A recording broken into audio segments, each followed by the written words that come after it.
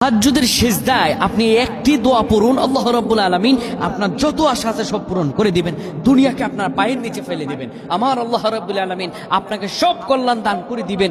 আমার কোরআন আল কারীমের আয়াতের এই আমলটি যদি আপনি তাহাজ্জুদের সিজদায় করতে পারেন, আল্লাহ তাআলা আপনার সব যত আশা আছে পূরণ করে দিবেন। আমার আল্লাহ রাব্বুল আলামিন আমাদেরকে জানিয়ে দেন, শোনো দুনিয়ার মানুষেরা,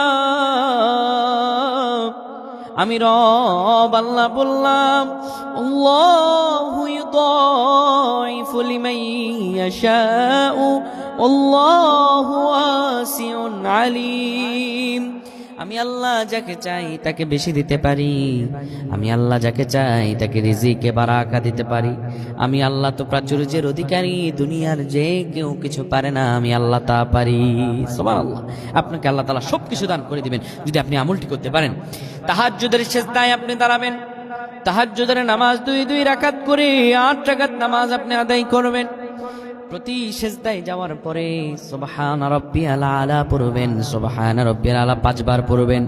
এরপরে কোরআন আল কারীমের আয়াতটা আপনি 7 বার পড়বেন। রব্বানা আতিনা ফিদ দুনিয়া হাসানাতাও ওয়া ফিল আখিরাতি হাসানা ওয়া কিনা আযাবান নার।